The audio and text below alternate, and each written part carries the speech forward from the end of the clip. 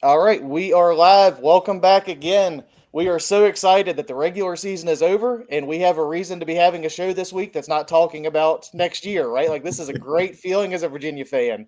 You guys know me, JB, co host Dragon here. Today we have a super special guest. I'm actually pretty stoked about this. Member of UVA royalty, if we're being honest here, Tony Covington with us tonight. Hey man, glad to be here, man. Glad to sit here and chop it up. It's been a while. Yeah, I Welcome. was so excited when you said you joined me. Like, this is like stuff of dreams for me. Like, I just love this. This is great. So if I get lost in it, don't pay attention to it. It's just fanboy happening, but it's cool. We'll make it I'm work. about to All say you're good. a fan We'll boning we'll out roll with already. it. I love it. We'll roll with I got to go ahead and get that out there as the disclaimer for anybody watching. So, but anyway, right into this thing. So, everybody I'm sure is aware CFP rankings came out about an hour or so ago. And Virginia this week is sitting at 17. We've talked about this for 3-4 weeks running. We all kind of know the deal. Beat Duke in the ACC championship, the Hoos are going to be in.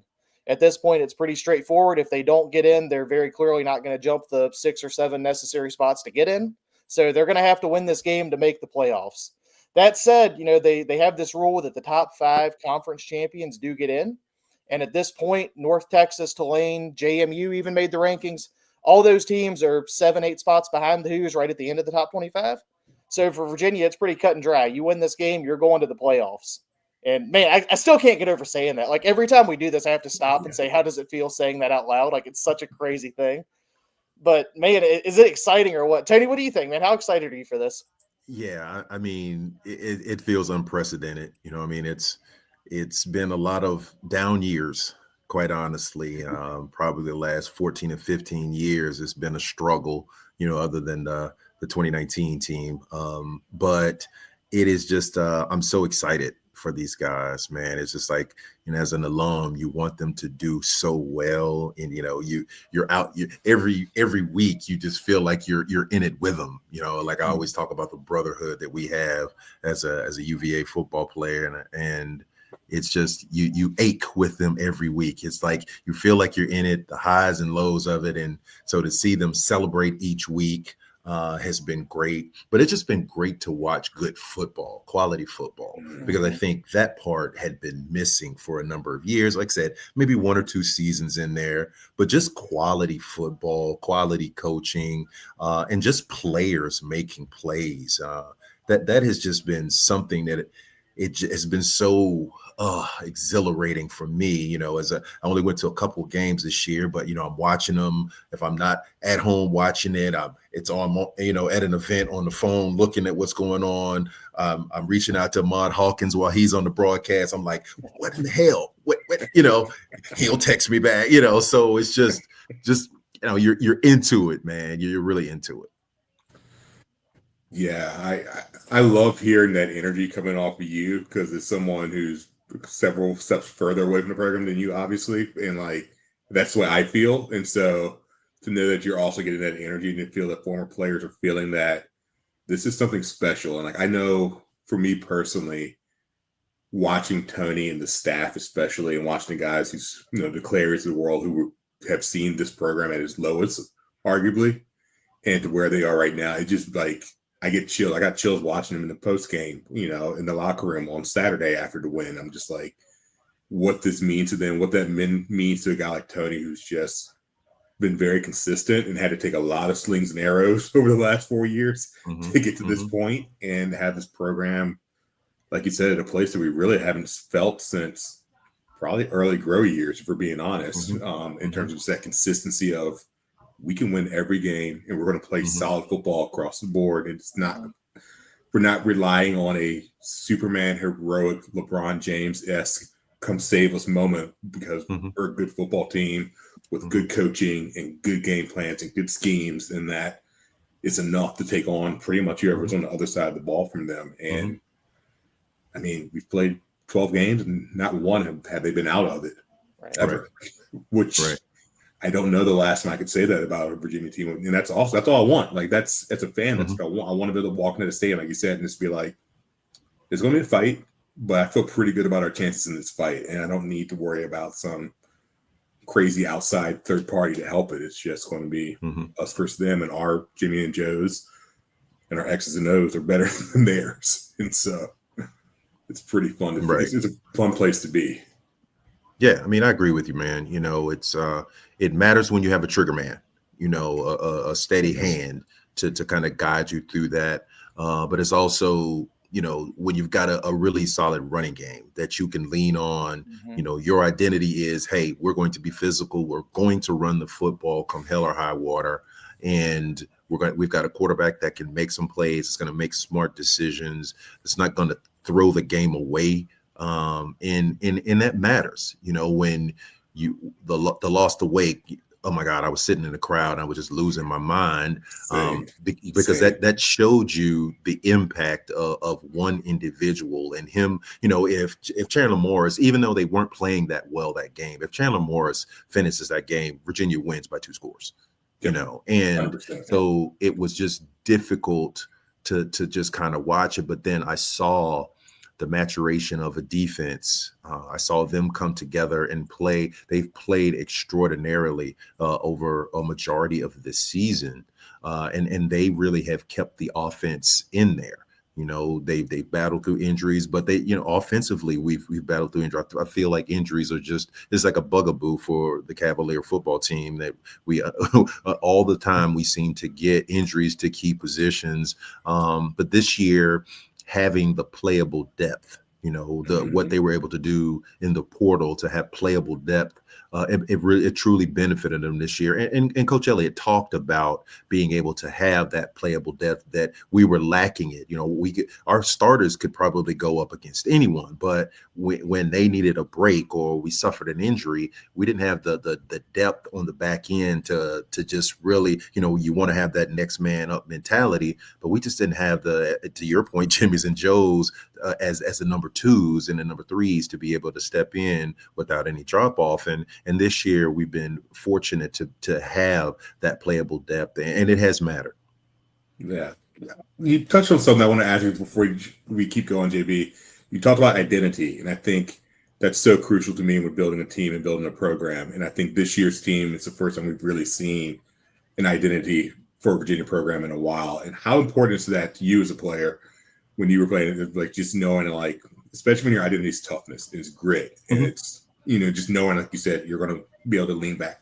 How important to that as a player from your perspective? Well, that's the way we played. My era at Virginia, that was what we were known for. We were going to hit you in the mouth. You knew you were going to get hit every single week. Defensively, offensively, we were going to run the ball. Sean was going to play action. He was going to hit Herman over the top. You knew what we were going to do. And we were like, okay, just strap up. When we coming to town, just strap up. And, me playing corner, when I look back at those pictures wearing the huge shoulder pads, and people are like, what? Look at the size shoulder pads you were wearing. You played corner?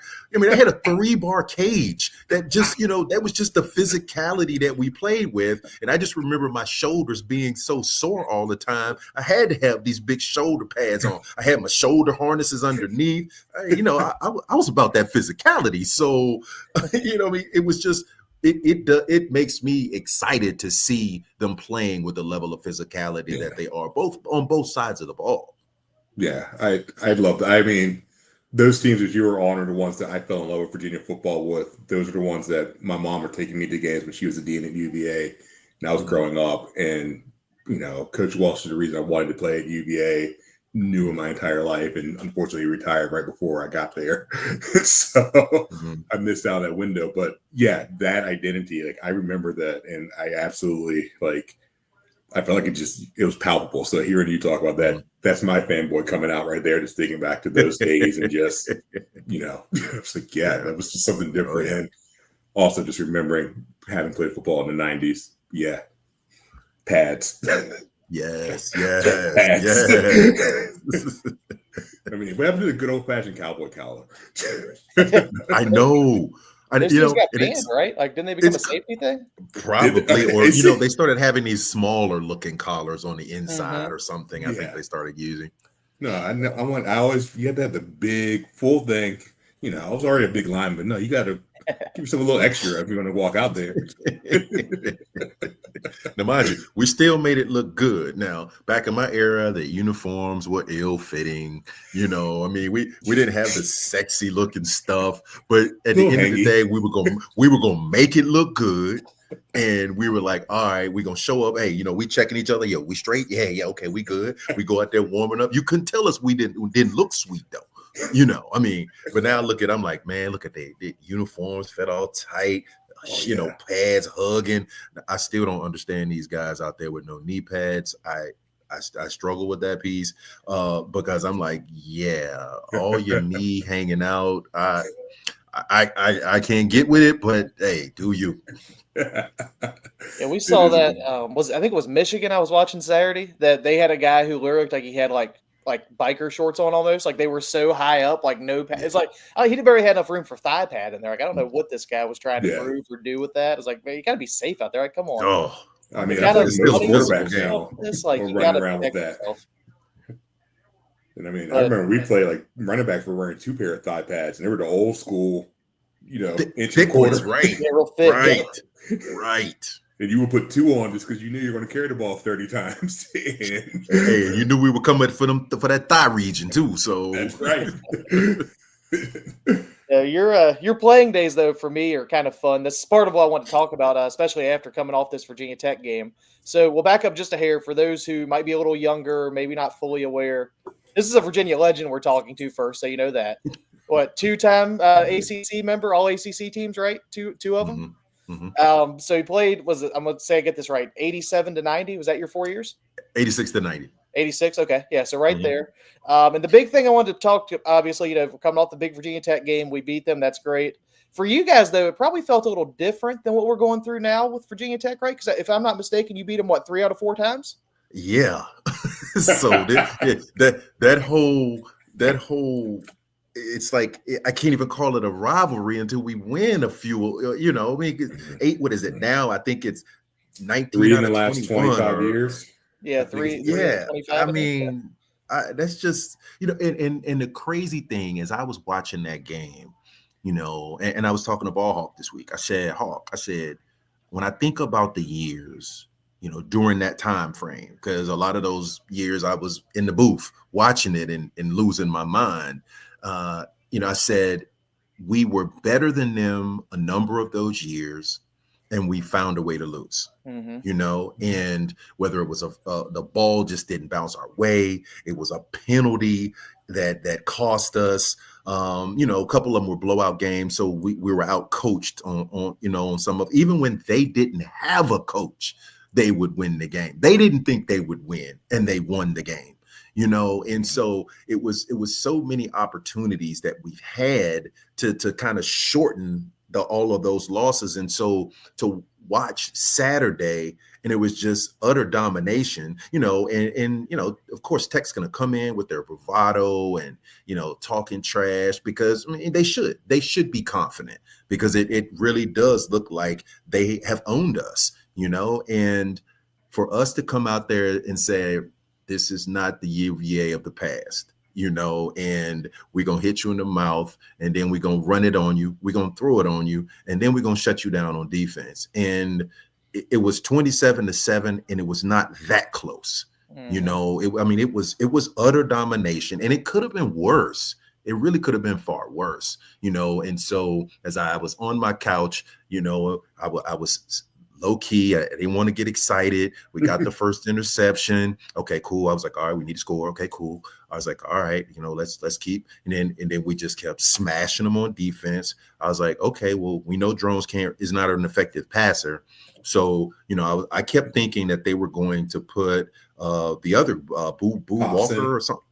Or whatever his name Pop, is. I thought they were going to put Pop. I thought they were going to put him in because he's a better passer. And so I was like, oh, so they're just going to continue to roll us dice with Drones. I was like, okay, because we knew we were in good shape with that.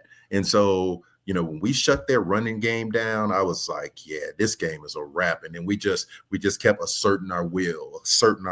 And yeah, man, it was just great to see it. Yeah.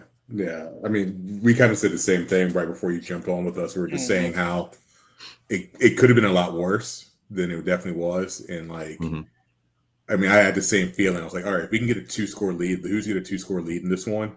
Just knowing what Drones was, and like the 2 TD lead, I should say, not 2-score. I was like, all right, that's going to be a little. They don't have the press, and like even now, I haven't even looked at Drones' stats till today, and this doesn't even feel like a modern football. 4 of 16 for 1 TD and 2 picks, like 16 passes in modern football is just. I mean, Michigan can get away with it occasionally, but outside of that, I don't know anyone else who can get away with that, especially in a game where you were dominating wire to wire. Like that's, I don't even know what their staff is thinking at that point.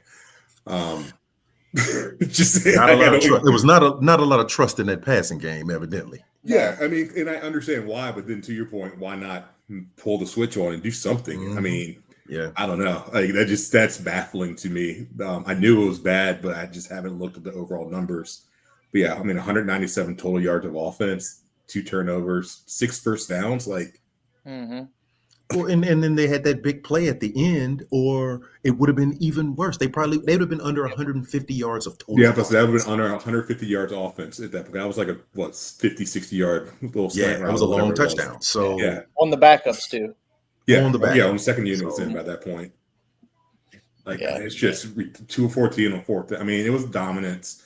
Yeah. I think that Rudd should get whatever postseason accolades he can possibly get, the Broyles Award, whatever it is for assistant coaches. So if you look at what he's done since basically after the Louisville game to this point, and especially the last month, it's some of the best defense I've seen Virginia play.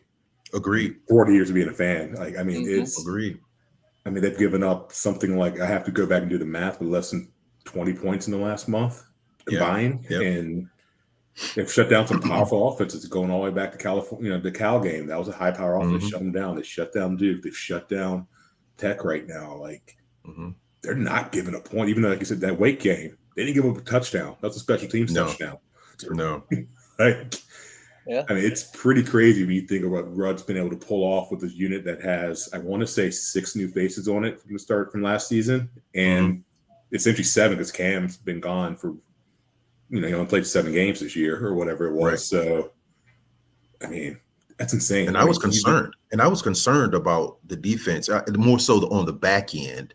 I felt like they had some players up front, so the big boys could eat.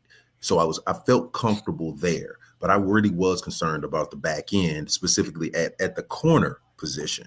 Felt good about safety. Ethan is a star. He is a star. And with the experience of Neil back there and then Clary being healthy, I felt pretty good about that. Brevard played beyond my expectations. In that spur position, and the corners held up a lot better than I thought, quite honestly. But I think it matters when that front 7 is eaten too, though. And quarterbacks don't have a whole lot of time to be back there patting it. It makes me as a corner, I'm going to play a little bit more aggressive because I know. I'm shutting down cushion. I'm playing press. I'm getting my hands on these guys, because I know they're not going to be back there patting it for 3, 4, 5 seconds. They make football in the secondary easy when they eat like that up front. Yeah. I mean, it's kind of cyclical too, because at the same time, like when as a front 7, as a D lineman, when you know that your corners are able to shut it down the back end, and you can really just pin your ears back and go. And if you can disrupt this pass, it's going to be fine because there's not going to be some weird, craziness of busted coverage. Like I feel like the 2 units are feeding off each other. And to your point, JB and I, we talked about it at the start of the season. Those first couple of games, there were leaks in that secondary. Like, even going back to Coastal and when we were married, we were busting big plays. Like I said, the first 3 games of the season, I mean, NC State ate us up in the secondary as well. Like, and there were big plays. There were busted coverages, just kind of blown rotations, a little lack of communication. But again, credit that unit for they turned the corner someplace around the Washington State game and kind of after that Louisville game, basically, and it kind of everyone locked in, and suddenly they were shut down guys in that back end. And I was surprised 100%. And very impressed by it. Yeah, well, that's too. I mean, it was kind of weird. So, like earlier in the season, I mean, we've done these shows all year, And we were talking the first couple games about how the pass rush, not that it was terrible by any means, but that it had kind of been a disappointment to us because, Mhm. like, you could see that those guys were very skilled players up front and that there was a nice depth of rotation that you could get in to have fresh legs going after the quarterback. But I think, if I remember right, our first sack was actually recorded against Florida State, and it was Mhm. essentially chasing Castellanos out of bounds. We didn't even actually take him to the ground. So there early on, it took a lot of the blitzing. I'm sure everybody remembers the Brevard play where he came flying in on a corner blitz, knocked the ball up in the air, and intercepted it off the bat. Cam Robinson had a few sacks, coming that way, earlier. Well, not super early, but in the middle part of the season, I guess, before the D line really started to take over. But man, I mean, you talk about where those guys were September and early October to where they are now. Like it Mhm. looks like a whole different group. Not presence wise, but just the way they're playing. I mean, those four guys, any of them that have been rotated in, have been dominating the trenches last few weeks. Yeah, I think they needed to settle on a rotation at the beginning because Yes. they were subbing a whole lot early. And I think guys were struggling to get some continuity in there together. And so it definitely, I think that was a big part of that NC State game. They were able to run the ball effectively. They were just trying to figure out what the rotation was going to be. And then once they settled, on four, and then they're like, okay, now we've settled on a four that's going to be the mainstay, and then we can do situational things, with our rotations. And so when they started doing that, the sacks started to increase because guys were fresh. You were forced into passing situations on third and long, and that day D-line, they can't wait to eat when it comes to that. And so it is so I mean, it's just I think that's being able to find adjustments, make adjustments, because for me, I always say the true testament of a coach is making the adjustments in game, and when you can make those in-game adjustments, that really tells me a lot about your acumen as a coach, and being able to lead the team and have the confidence of your players, because your players are feel like, hey, the coaches are definitely going to put us in key, positions to be successful. And so, it's that overall confidence and continuity that I think that has really helped them excel for a big part of this season. So how does that feel as a player when you start getting on a roll like that in your unit and you're rolling and and you have that confidence going and you're going to film study, Sunday and Monday, and you're like, hey, wait a minute, I know I had a big play. Is there a little bit of that competition? Like, all right, I know what you're doing on the left side, but it's time for me to go out here and eat a little bit too. And just that really, how do you feel about, like, how does that feel, that just knowing that you're all synced in?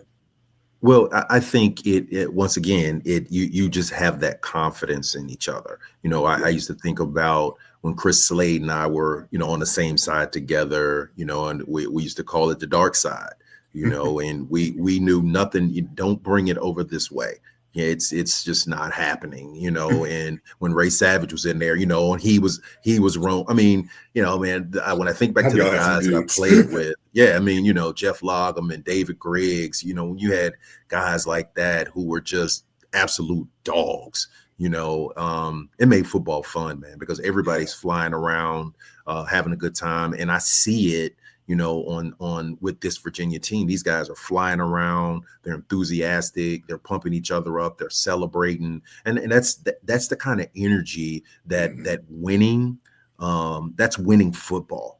And even because what happens is you lean into that brotherhood. When adversity hits, you lean into the brotherhood, and nobody understands what that is like because they haven't been there, in spring training or in summer ball, or in winter workouts. Nobody knows what that is except the guys that are in that room. And, it's in this age of NIL, it's great that you can go get the players, but they're hired mercenaries is what they are. And so they don't have any loyalty to traditions or rivalries. So to be able to get guys that are mercenaries together to be in lockstep, and to buy in, for each other, and to create that brotherhood. I mean, I can't compliment Coach Elliott enough and his staff for what they've been able to do, to be able to bring 50 new guys together with a mix of the ones that have been here and make them believe in for one in each other and play for each other. Yeah. I agree 100%. I love hearing that. I'm a big believer in culture when it comes to teams. And when I coach, I would always say, give me 22 guys who like each other and want to be around each other all the time, and we're going to be all right on the field. It'll take all, to your point, you're going to, when you hit adversity, those 22 guys who bled together, laughed together, hung out together, know about each other's mama and daddy and all that sort of stuff. It just means a little bit more when things go sideways. And I think what Coach Elliott, like you said, what Coach Elliott and the staff has done this year to bring this many people together in essentially 7.5, 8 months is, I mean, nothing short of, I mean, it's almost a miracle to be able to get them to buy in and like to see the culmination of it on Saturday, where you see a guy like Melton, who's been here for 8 months, get right into a Tech player's face, just the same way he would have had he been back at the big house earlier in the day. And he just like, nope, this is it. This is my robbery. This is what I do. I set the tone for all my boys, and we're going to ride on this. And like, that's impressive. That's not easy to do, to your point. That's a full credit to staff to be able to bring that together. Yes. Exactly. I love it. Yes. Yeah, you know, I feel like that type of thing is kind of contagious too. Like, I feel like having a leader that can get, I guess charismatic's the best word, like to get the guys to buy in. And I mean, like you said, you bring in 50 new faces. I mean, obviously these guys are coming from different places, different walks that they've been in, you know, different things happening. To get them all on board, like, to me, I understand it can be tough to replicate, you know, rebuilding through the portal and this and that. But I think when you have a leader that's shown that they can get that type of buy-in from the group at large, you feel a lot better about it, right? I mean, you don't really worry so much about if you can do it again. 100%, you know, and I think the some of the guys that were here helped with that, though. You know, Jason Hammond is one of my favorite players, and you know, I'm close with he and his family. And I remember when he went down with an injury, you know, last year, was starting, having a great season, gets hurt against Coastal Carolina. His season's over, you know, both surgeries on shoulders. And, you know, he would say, you know, I just feel like, man, we got to get some dudes in here. You know, he's like, because the attitude is just not where it needs to be. And so I remember him telling me about Maddox Marcellus, you know, and I remember when they were interested in Osborne, you know, he was just like, I'm going after these dudes. I'm reaching out to them, you know, and so because he had that mentality and he was willing to go out and help and do whatever was necessary in the midst of his rehab so that he could get back and play at a high level. But he get it because he's dedicated to the program. He was used to winning in Florida, and he hated, you know, I mean, you won't win every game, you know, but it's how you don't win. You know, I don't even like to say losing, you know, because, you know, one of my favorite quotes is, you know, I never lose, either I win or I learn, you know, and so it's like, what do you learn, you know, from not coming in first on that day? And so, you know, his overall attitude, you know, that dog in him, he wanted to be able to hunt with people that wanted to hunt, you know, and so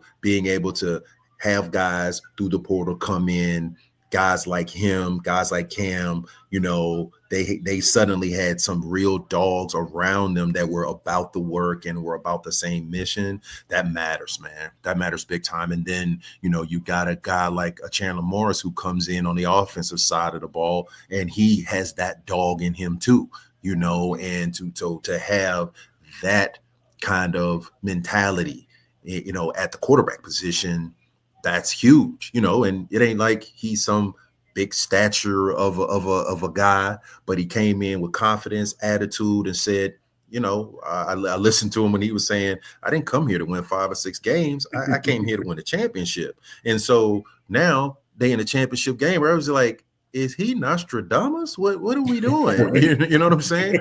And so, but it's the calm confidence that he plays with, you know, and that is contagious.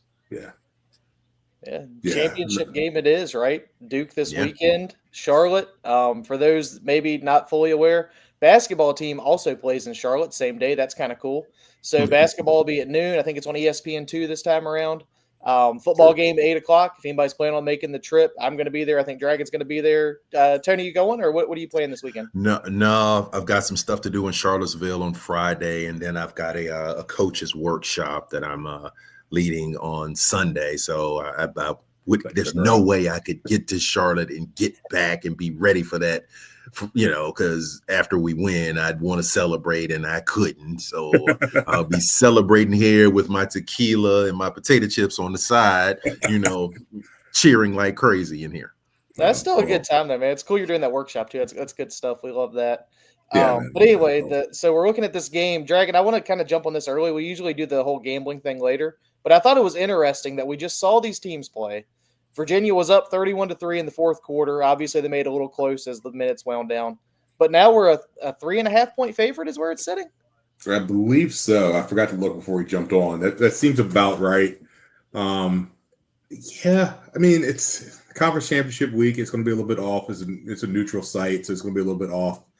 I think that's a little bit low.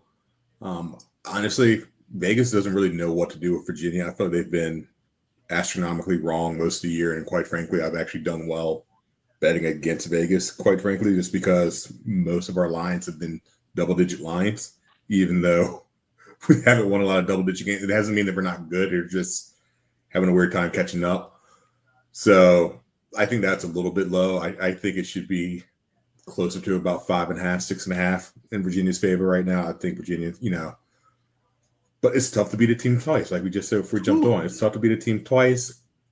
Duke probably put out their worst game of the season, arguably, when they played the Hoos. And then granted, the Hoos had a ton to do with that. And the defense we've just been talking about for the last 15, 20 minutes had a ton to do with that. But I have to imagine Manny Diaz is a solid coach. They're going to be a little bit more tuned in. They're going to find a way to kind of slow down that pass rusher on the edge and hopefully get some more of their offense going for them. Unfortunately, for the Blue Devils, I think their pass defense is still suspect at best. And so I think, if anything, I can see this one turning into a little bit of a track meet. But, yeah, I'll just say right now, I'm not writing a column this week, but I'll take the Hoos at -3.5 all day. That feels like easy money to me.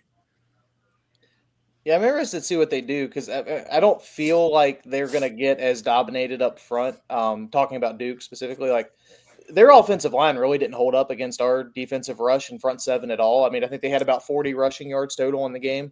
Something like that, yeah. Mensa had somewhere around 200 yards, and that's with those late touchdowns coming in to make it a 3-score game at the end. I just don't think that's going to happen again. I mean, he's such a talented player, and Manny Diaz is a pretty good coach, I think. I mean, I feel like he's going to have them pretty well prepared for this. I do think, though, this is maybe the biggest spot where having a coach like Tony Elliott, who has been in these super championship situations so many times throughout his career, and being around it and knowing what it takes to get up for these games, to be in the right mindset and to go out there and get it done. Like, I think that's a huge ace for the Hoos this time around. Yeah, I mean, Virginia plays their game. Yeah, it's about Virginia. It's not even about Duke. And I think what Virginia has done effectively this season has focused on Virginia each week, and it's the other team. Okay, I don't care what color it is. You're on the other side of me. We got our ducks in a row and we're going to hit you in the mouth, and that has to be the mentality this time. Duke concerns me because of their ability, the quarterback's ability. They've got some speed on the outside. They do have a good running game. I don't think that it will be the same, but I hope I'm wrong, but I just want, and so when I was listening to you talk about the spread, I'm like, yeah, well, Duke is very much Jekyll and Hyde.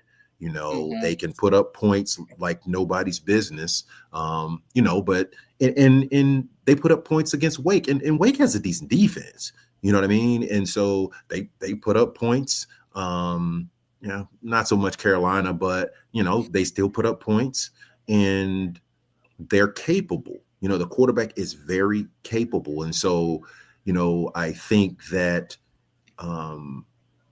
not having Cam that game, Virginia's comfortable, because I think it was Hardy played a good game, or was it Hardy? Danley. He played a good game that game. In relief of Cam, because Cam was only out there for a brief spell on that first series before he got injured. And then Marcellus comes out this week and he has a really great game. And so, it makes you concerned because you don't have your superstar linebacker, but once again, you have the playable depth. in there to make a difference. And so, definitely different attack from what we saw against Tech last week, because, Mensa can flat out spin it. I think Virginia has to get after it. I think Duke will come with screens to try to slow it down. I think they will probably really try to make sure that they are running the ball so that, Virginia doesn't force them into being one-dimensional. And so Virginia just has to be prepared, and we take care of the ball, we'll be fine. Yeah. I mean, I think that's going to be the key. I think this is where Virginia has to kind of evolve their defense a little bit. And I think they're very capable. Like I said earlier, I have full faith in what Rudd's doing right now. He's been calling phenomenal game plans. And I think you're right. I wouldn't be surprised to see them try to get Shepard going out the backfield earlier. Just kind of looking. I mean, I think he only had maybe 15 touches total last time that we played them. And I like that kid a lot. I think that running back they have could be really special in a couple years. Yeah, he's explosive. Yeah, exactly. He's so explosive. I remember the first time I saw him, they were playing Cal, and he had like 2 or 3 series in a row where they were running tempo, and he was swinging out the backfield, stuff like that. And I was like, holy cow, especially like you said, kind of screen game, little wheel routes coming out the backfield. Like, this kid is a problem, because it's hard for a linebacker to get out there on them. You can't really do the chip with an end on them. Obviously, you don't want to dedicate any, sort of secondary help on them because they have enough speed on the outside. They didn't really get to that when we played them last time, so I think they could go for something like that. I wouldn't be surprised. But to your point, JB, this is where I love Tony Elliott, and I love the fact he's been here, he's seen this. I love the fact that when I looked at the post game and I was watching them in the locker room after Tech, Tony he was excited for sure. He was proud for sure, but he was very much, this is what we do. We have to win the state championship to go win the conference championship. We've done the first one. Let's go do the next one. And I felt like that the whole locker room was in on, like, they were definitely excited and all about the moment, but at the same time, it was very much, okay, check the box, on to the next one. We have a plan. We have bigger, I think Tony said it several times even, we have bigger goals.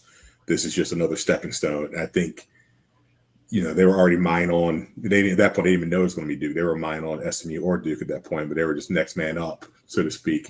I think that's so important. And like to have a coach who understands that, and kind of, even to your point before, we went during the streak against Tech, I think so many of our previous coaches kind of got caught up in the moment of, oh my gosh, I got to beat this team that's beaten us 10 times in a row. And it got too big for them. It just got to be too much for whatever reason.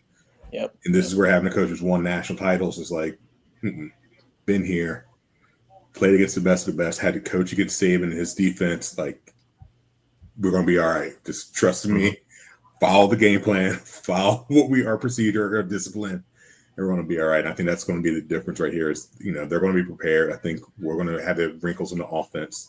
We're still seeing the offense evolving, which is great.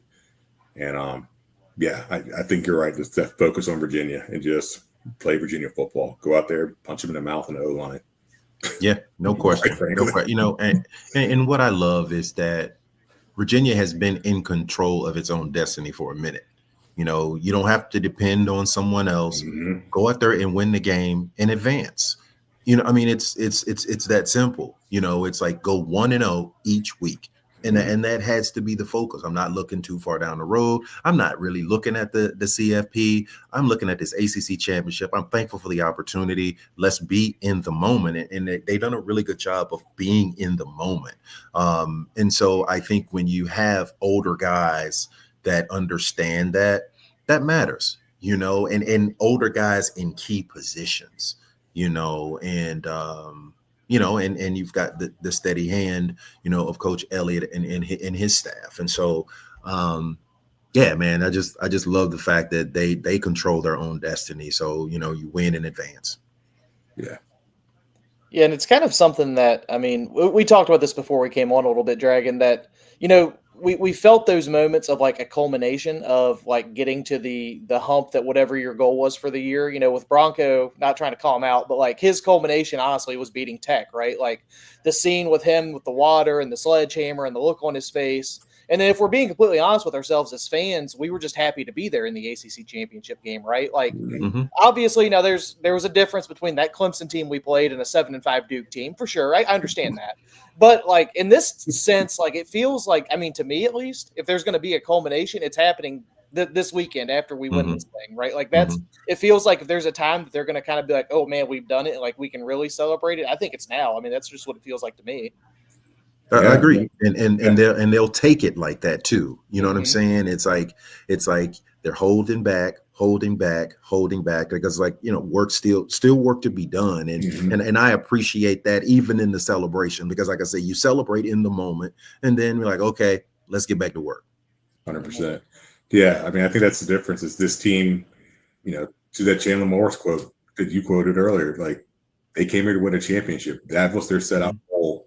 You know, and yes, they wanted to beat Tech. Yes, they wanted to end that streak, blah, blah, blah. But they came here to get to Charlotte. And it's not mission accomplished until you get through Charlotte. And so now they're here. They've got to finish the job. And they never worried about what's coming. Like, to your point, I love that point. Like, whatever happens next week is going to take care of itself. All that matters if you win on Saturday night. And if you got to go to Oxford, or who cares? It doesn't matter. You are playing. Doesn't matter. At that point, doesn't matter. You came here to do a job you said you're going to do in August when no one believed in you. And that's the message I would be telling them to guys if I was telling you. Like, 4 months ago, everyone said you were the 14th team in this league. No one didn't even deserve to be here. And you're the class of the league right now. We're out here for a bunch of madmen, and, you know, I can't say that I want to say we're on YouTube, but I'm not in the locker room. But yeah.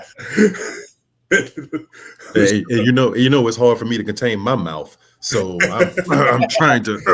I'm on my best. I'm on my best behavior right now. You know, it is. It's hard to break old habits sometimes. You start to get that little tingle back there. Hey, you start feeling it. You're like,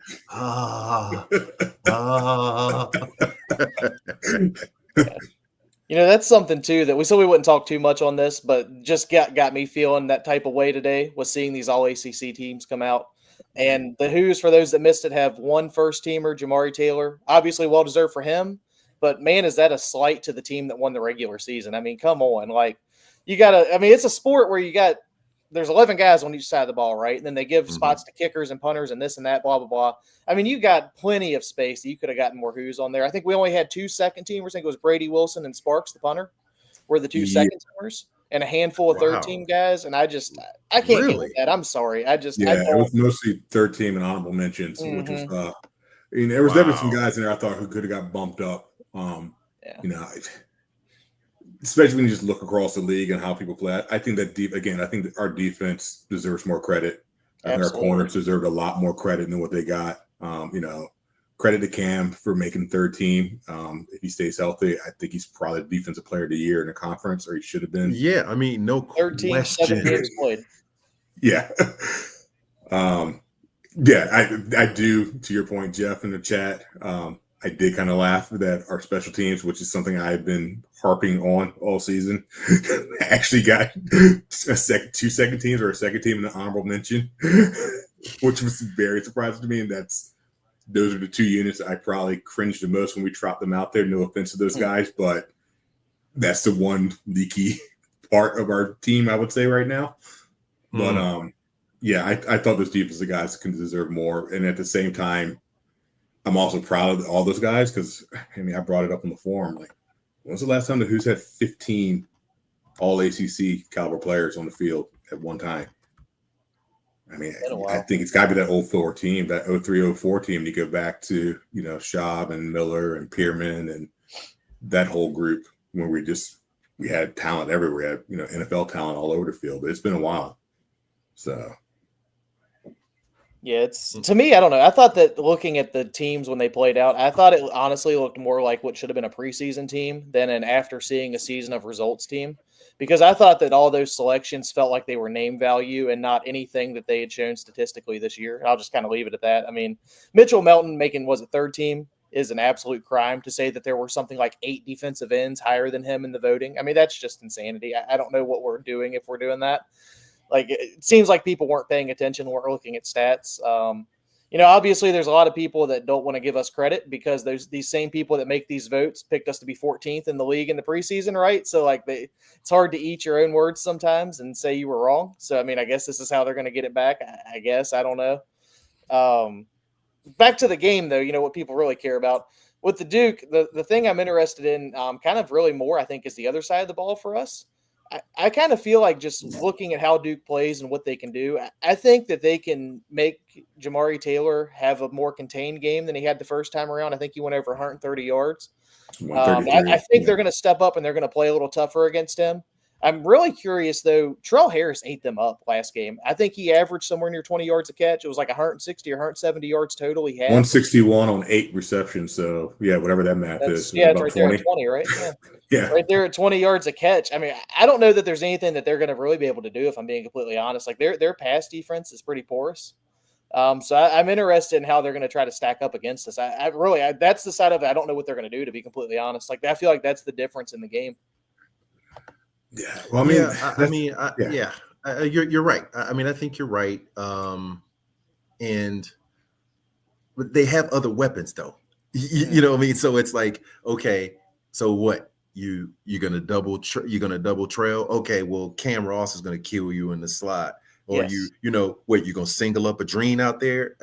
I mean, they have other pieces that they can hit you with.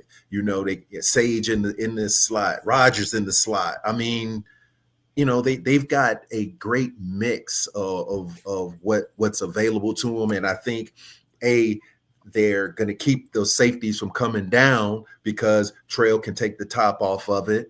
And so I think that's the beauty of it. It's looking out there like, okay, you're going to play that cover 2 shell. I'm going to hand it off to number 3. You're going to bring an extra guy down in the box. Okay, well, I'm going to hit you over the top with these receivers or hit you over the middle, and so it's like, you pick your poison. I've got something for you. Well, however you want to do it, I've got something for you. Yeah, I mean, I was trying to pull up some stats here, but that was exactly my thought as well. It's just right now, this Virginia team has so many options, and they're going against a defensive unit that, quite frankly, just hasn't been good at stopping people. They don't have a super fierce pass rush. They're not great against the run. Their secondary doesn't hold up well against the pass, and so they had to pick their poison there. And I think Virginia's proven that they can kind of do a bit of both. To your point, like, they've run the ball extremely well. We know that. Morris is also good at getting out on the edge, testing the edges of the defense. Mm-hmm. They're also good at going play action, going over the top when they need to. They have some down the field options. And so Duke's going to have to pick their poison. And I know it's going to be a cold night, so maybe we don't want to air it out so much, but still, they just don't have enough options. I don't think they have enough forces on their side of the ball to really scheme up something, especially on a 5-day cycle, to really come up with a game plan that's going to really hinder us. And I think it's going to come down to our O-line and their D-line. If we can control the line of scrimmage, which I feel very confident that the Hoos can control the line of scrimmage, everything else kind of falls in place around that. And granted, I'm an offensive lineman, so that's all I think anyways. It's all about us, really. Yeah. But, I mean. It is about the trenches. It's all about the trenches, bro. If we can get a push going off and get, Taylor going, Taylor's going to do his thing. If they bottle him up, and like you said, and then because they're bringing more guys in, you just got to be able to, get a couple chips in there and get enough time for Morris to get outside and go over the top, which I think that they can do. And so, and credit to Dez. We talk about Dez every week on this podcast, and he's someone who I've been hard on in the past, but I will absolutely give him his flowers this year. I think he's done a good job of mixing it up and keeping them on the front foot for the most part all season. I love how he chooses to go tempo at moments and to slow it back down. And I think that's just that rhythm is throwing off opposing teams like crazy. And I think it's what broke Tech over the weekend. They started to pick it up a little bit there. They kind of had that one series in the second quarter where they were kind of running that amoeba. They weren't getting down at their stances. It was hard to tell exactly what they were doing. And so he just said, screw it. We're just going to go all gas. And it forced them to commit.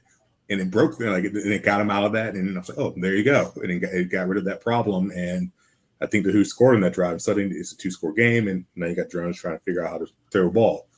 And I think we've seen that several times this year where Dez has kind of picked up the tempo on teams and has forced them. It's allowed them to ask a lot of questions of the defense. And most of the times the defenses aren't able to adjust. So, yeah. and he did and so that a whole amoeba thing, I think that was something different. There were some things that Tech was showing that they hadn't shown, and so I think for a little bit there, Dags got a little predictable on first down. And so, we were in second and long quite a bit. They were, slanting on the inside. So linebackers were shooting gaps, bringing the safety off the edge. And so you didn't have enough to block. So they were getting TFLs. And so then it was like, okay, it looks like he said, all right, I see what you're doing. He started adjusting with a quick passing game. We're taking 5 and 6 on first down. And then you start hitting them with a screen. And then suddenly like, okay, wait.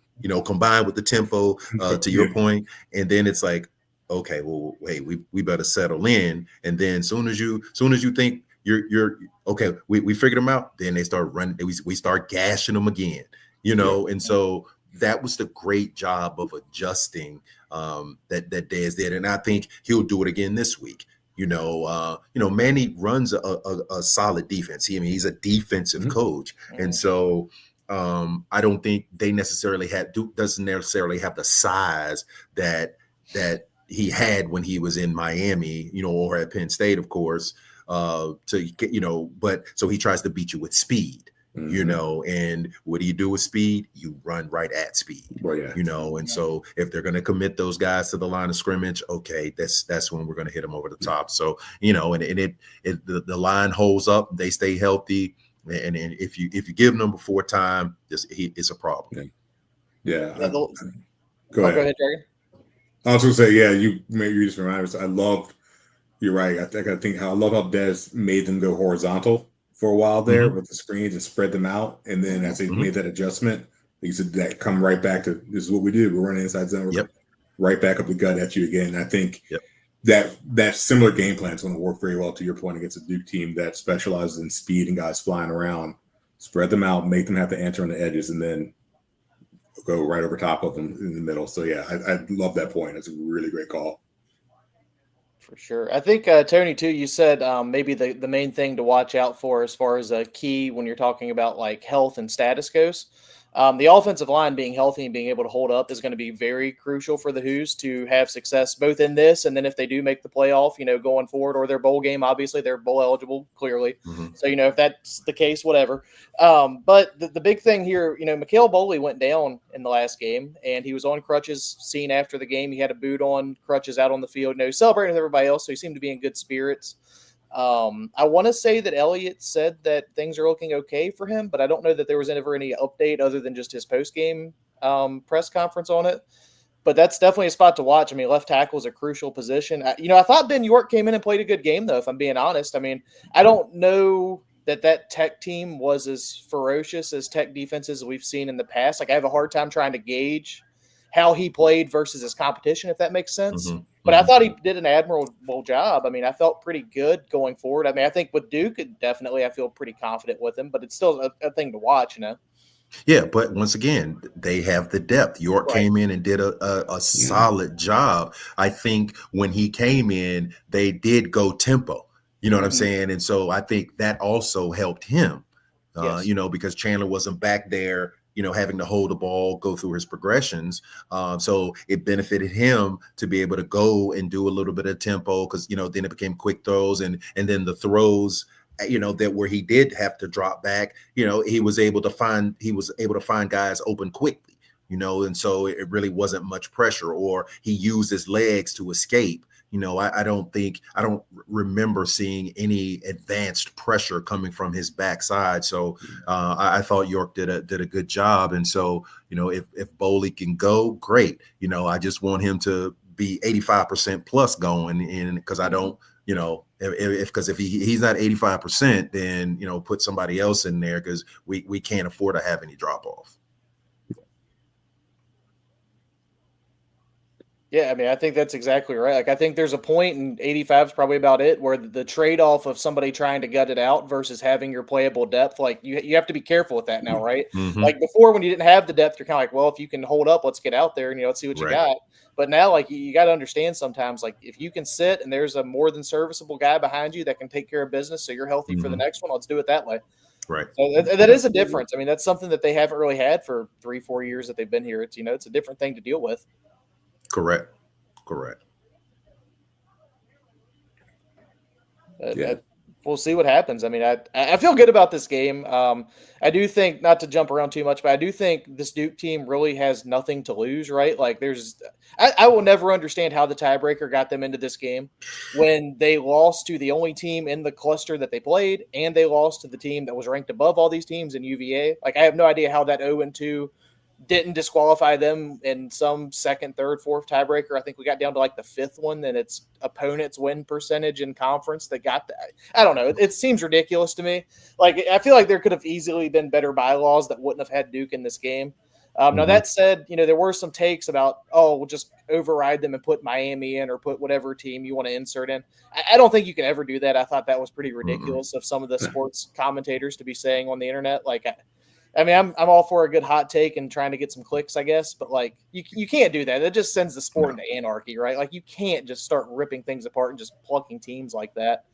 That said, with Duke, I feel like they're going to throw everything but the kitchen sink at us, right? Like, we're going to see different. If they have trick plays, they're going to use them. They're going to do whatever they got to do. They're going to sling it around. They're going to try to make this a game, however they can do it. Man, you hit it on the head. Nothing to lose, throwing caution to the wind, and so, I mean, that's a dangerous place to be. You know what I'm saying? When a team has, because, people don't want them there either. If they win this game, they know they're not going to CFP. So, hey, this is it. This is their Super Bowl here. This is a chance for them to hang a banner, and I'd be damned if we're going to allow them to hang a banner anywhere over not playing us. So it's not, I ain't even trying. Nope, ain't no future in that. Yeah. I mean, it's fun. I feel like the last month here, I'm like, this is all about Virginia coming out strong and aggressive first. And like, I'm never one who's like, I'm always like, defer to kickoff. And like the last 3-4 games, I'm like, no, I want Virginia to take that ball first and go right downfield and set the tone from the opening kick. And this is what our offense is going. And this is the same thing. Like, I want the offense out there early. I want them to go down the field, establish a line of scrimmage, and then turn right back around and let the defense run wild with a 3 or 7 point lead and just put belt to ass early, quite frankly. And just that's the thing about a team like Duke, though. It's like they're going to throw caution to the wind. So you got to go ahead and get on them early, get them down early, because they're going to be like, well, nothing left to play for anyways. But like, you're messing around, you're going to the second half, and it's a 3-point game suddenly. They're getting juiced up, and I'm curious to see what the crowd's like. I mean, it's technically a home game for them. I know it's a neutral site, but I mean, my God, it's 100 miles away from their doorstep. Now, I have no idea what Duke football fans travel like. I don't know. So I don't think it's going to be that bad. I mean, that's a big stadium, so I don't think it's going to be terrible of a home field advantage, but that is a reality too. And so I think all the more reason that I want to see Virginia come out. I mean, I know they will come out later for focus, but I want them to go early, be aggressive early. And I think that's something that the staff has done pretty well, the last month or so of the season. Like, Tony's done a great job of taking shots on fourth down, being aggressive in certain spots, more so than I think we've seen them do earlier in his tenure here. And I think this is one of those games, to your point, like, Duke's going to throw it all to win, because why not? So then that means that the Virginia's job is to absolutely step on them, and put the foot on the neck early, and just shut it down. Shut it down. Don't even give them a glimmer of hope. So by the time we're going into halftime, they're just it's all done but the crying for them. And Virginia can't go out there playing with their food. Plain and simple. There has to be a killer instinct from the word go. When that first whistle blows, bruh, it's vengeance, it's wrath. You know what I mean? And it's just, look, man, these the games that you want to play. You get an opportunity to play for a championship, man. And it's, man, you talk about eyes bloodshot red, just the goosebumps on your arm. Look, I'll never forget those games, man. We used to play, and I remember when we played at Clemson one year, man, 90,000 screaming, going crazy, national anthems on. I got tears rolling down my face. I'm so charged, man. And it's crazy, man. When the game is about to start, and we're down on the field, and guys are warming up, and national anthem, they're singing it, man. And I'm just, man, I still get that feeling in the stadium, and it just won't go away. At 57 years old, it just still won't go away, and I'm like, man, just do they even know the opportunity that they have before them? Just to be out on here on that 52 by 100, man, my goodness. Ooh. Man, I'm about ready to go beat the hell out of somebody right now. You got me, I'm tingling because I know that feeling. I just am like, I know that feeling. Like I know you're standing there, you hear that national anthem. I know that feeling. You can feel the tears start coming because you know what's about to happen. Yes. You've worked so hard for this moment. Like if you're a guy like Claire, you've waited for this moment. You're 7 years. You've waited to get here, to get to this moment right now. You got one moment. I mean, it is absolutely the last milestone. This is it. Yeah. Right here. Yeah. Like I would always tell my player, I'm like, take everything and leave nothing. Take everything from them, leave them with nothing. And leave nothing. That's the mindset. Nothing. That's every play, every bit. We were taking it to the house. We were taking every bit from them, from the opening kick to that final whistle. The ref tells us we got to go home. And that's that Leonidas. That's that Leonidas quote. That's right. From 300. I mean, you know it. This is it. I mean, like you said, Virginia hasn't brought home an ACC championship since 95, 98, whatever it's been. I think it's 95. I think it was 95. It's a 95 team, right? Yeah. So, I mean, we're talking 30 years. A whole generation of Who fans have never. Josh, you were just a little kid running around. That's it. Yeah, I've seen it barely, but I have seen it. I mean, this does a lot. I mean, this is just a monumental moment for the program. This is a chance to set this program up to go someplace that they've never been before. And I'm not just talking about next week in the college football playoff. I'm talking about, hello, we are here in a moment where the ACC is trying to save itself, establish itself, or whatever you want to call it. And they're ready to say, this is a chance for Virginia to put their marker down and say, we are a player in this game too. We have facilities, we have coaching, we have talent, and now we have hardware to back it up. We up in here, and you're going to have to take us out of here if you want us out of here. That's it, brother. I mean, that's where we're at, which is a great place to be. Yes, indeed. And shout out to Carla Williams too. Oh yes. Let's keep it a buck. Let's shout out to her. And I have been a fan from the time I first met her, and she's done nothing but help this university, and I'm so proud of her. Her and I always do our little fist bump and hug before the game on the field. And, it's just like, I look for her, I'm like, oh, there she goes. I'm like, all right, let's get it in, and I'll never forget when they were announcing Tony Elliott as the coach, and the two of them fist bump, at the press conference. And I was just like, I want both of them to win, plain and simple, and in any way that I can help them do that, I'm all in. And so I am just, as an alum, man, it's just, it makes you feel good when you see good people having success, who are in it for the right reasons, who put the university first, but understands how to build a culture, coming from Georgia, knows what it means. And, it would always just really piss me off at, these fair weather fans that we have sometimes, like, oh, get rid of Carla, get rid of, and I'm just like, but you guys don't get it, do you? And so, she continues to lead, teams that win championships. And, I'm like, okay, y'all shut up enough yet? I mean, so it's, I just want to continue to extend kudos to her for the work that she's done. And I'm so thankful that we have her. Amen to that, brother. Amen to that. I feel like we're one of the few podcasts who will go out of our way to extend our appreciation for Carla.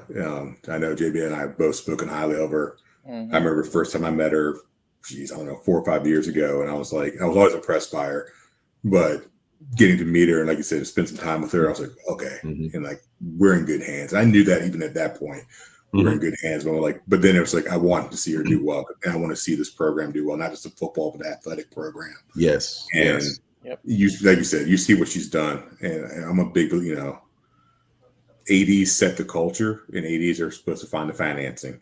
And I would challenge anyone to find someone who's found better financing instead of better culture for their program and built the entire thing out of the ashes in a lot of ways for a lot of these programs. And to now have a football team that's ranked. And at the end of the day, sorry to all the basketball and the swimming fans and everything else out there, but football is what runs your culture.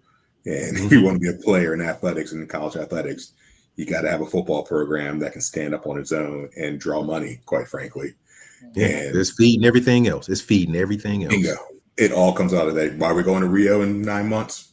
Well, that money's going to come around and help out a whole lot of other folk too. And so that is kind of crazy on a sidebar. It is. It's a terrible example. I'm just thinking of the paycheck and just. But that's crazy. I hate it. Why? I hate that. I hate that. I think there's probably about 5 million reasons why. I think. Yeah, I mean that's why. Something like that. Yeah, I get it. I mean, damn, 6 million, 7 million. I don't know. However many. it sucks. It's a crappy way to get a paycheck, but if we're getting 5 million back for it, fair enough. Yeah, fair enough. You know, I don't like it on principle. It's a terrible idea, but I hate it for the players. I hate it for the players. Yeah. I hate it for the players. No, oh yeah. I mean, absolutely. It's a great experience, but I hate that for the players, man. I don't even know how you do logistics. I mean, I know that they've flown a couple of teams over to Ireland to play and England to play recently, or other programs have, but this is a much longer trip. And someone who's gone and played international ball, like I don't know how you do the logistics on that for a football team. It's ridiculous. Essentially, I mean, I'd imagine they're essentially missing the entire start of the football or the academic year because they got to be gone at least a week. Yep. Yeah. To be down there and acclimate, but that said, I'm with you though. I love what Carla's done. I love the fact that I love this for Tony. I love the fact she stuck by Tony when, quite frankly, it seemed like no one else wanted to, and she had a vision. He had a vision. They worked together on it, and it's something that can be understated how important that is for a football coach and their AD to link up. There are a whole lot of folks who haven't done that recently, and you see them looking for jobs right now. Or they, yes, And it's very easy to not realize what your floor really is. And I'm gonna call them out and be Penn State, where you're sitting here like, oh crap, what just happened? And it might be a lot worse than you thought it was. And Carla, to your point, she was steady. She was steady at the helm of the ship this entire time, and we're seeing the dividends. We're reaping them, and it's pretty sweet. I'm excited to get up the road here on Saturday and get after it, and just be amongst something special for Who fans, to be something special for the program, to see so many faces that I don't know, Josh. Like I told y'all, like I only got to one game this year. I live in Atlanta. I don't get to go to a lot of games. I come up once or twice a year. I was there for the weekend. To feel that energy in Charlottesville was unbelievable. I've not felt that for a football game, maybe ever. And I grew up in Charlottesville, but like just that sort of energy, that much palpable. Like I felt it during basketball season during that 2014 to 2019 run, but not for a football game on a Saturday where I was walking the corner on a Friday and couldn't even get into the Virginia to have lunch because there were so many people out and about, and they were all there to watch a game that was going to take place for another 24 hours. It's a pretty beautiful special thing, man. It's a beautiful thing. You know, I'm a firm believer that every kid deserves to have a rush the field moment. You know, and I mean, hey, we were our team was the first one when we beat Clemson to have that moment at UVA. So, you know, being there at the double overtime game at Florida State and being in the midst of that, and then it's just the whole energy that's in the stadium is so different, man. But these kids deserve it, 100%. You know, and I'm just so excited to see that people are, you know, I gotta be there on Saturday. You know what I mean? And just, I'm so happy for the program.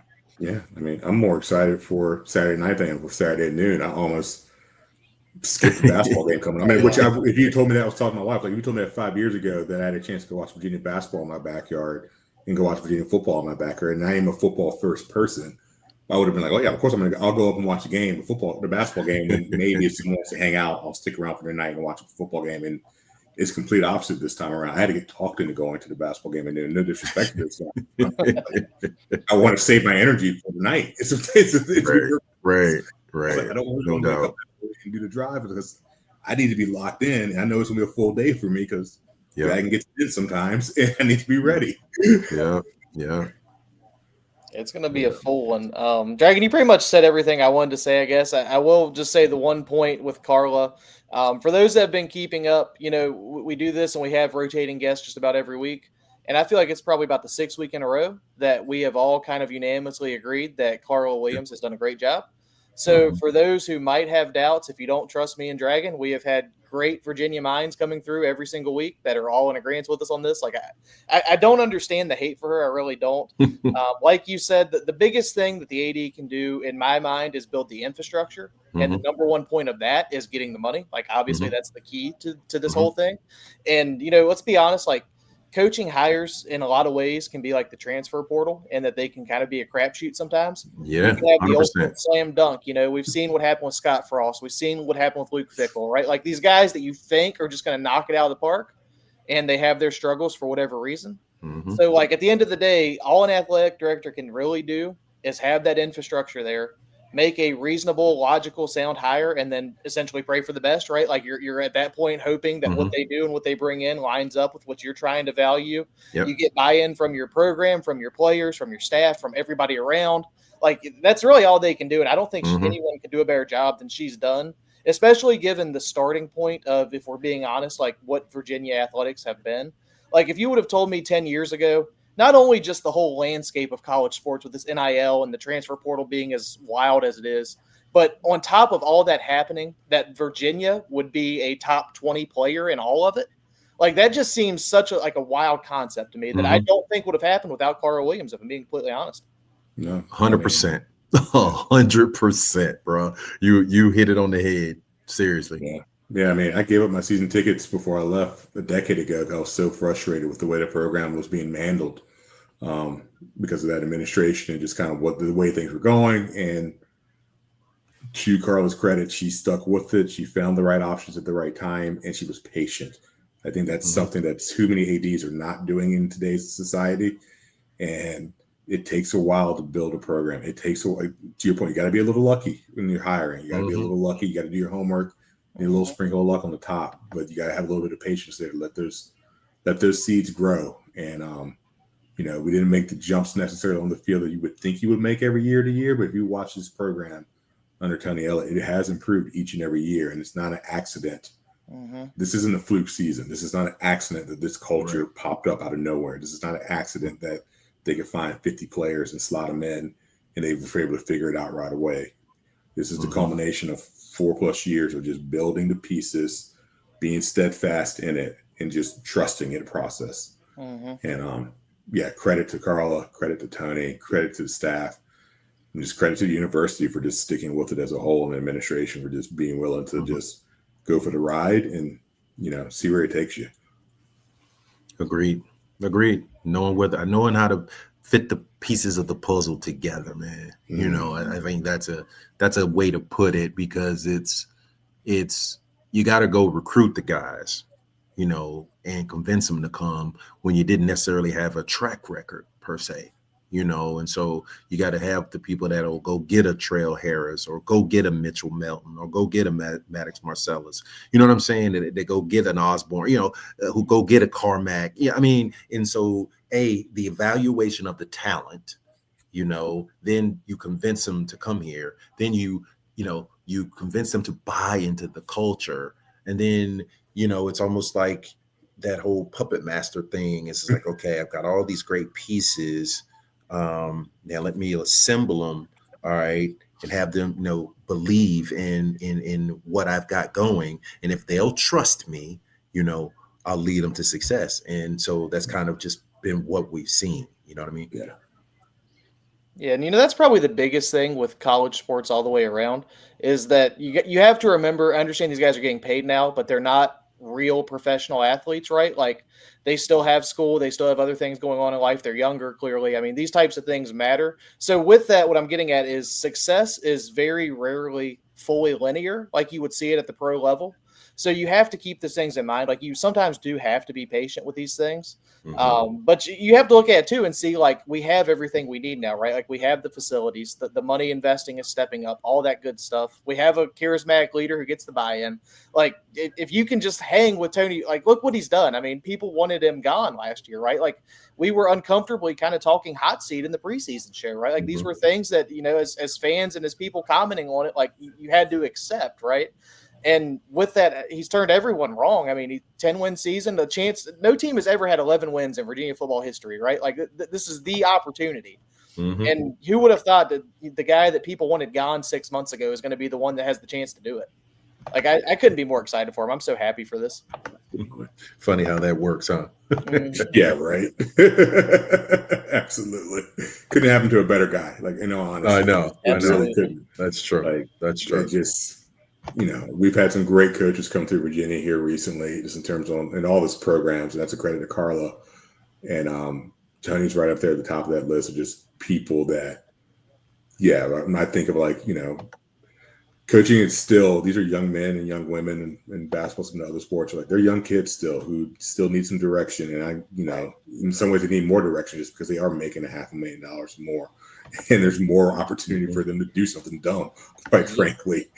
And so they need that hand. And when I look at places, you know, having recruited players, having played for places, like, Tony's as good of a role model and a mentor that I would want to send my kid to go play for as anyone I can think of, where I know that, you know, I will always go back to a college coach's job to go to someone's house, eat their mom's slice of apple pie, and say, I'm going to take care of your baby boy for 4 years. He's going to come out the other side, be a grown man with education and ready to face the world. And I think that Tony's one of the few coaches left where I truly believe that if you were to walk to my house and tell me that about my son, I'd be like, I believe it.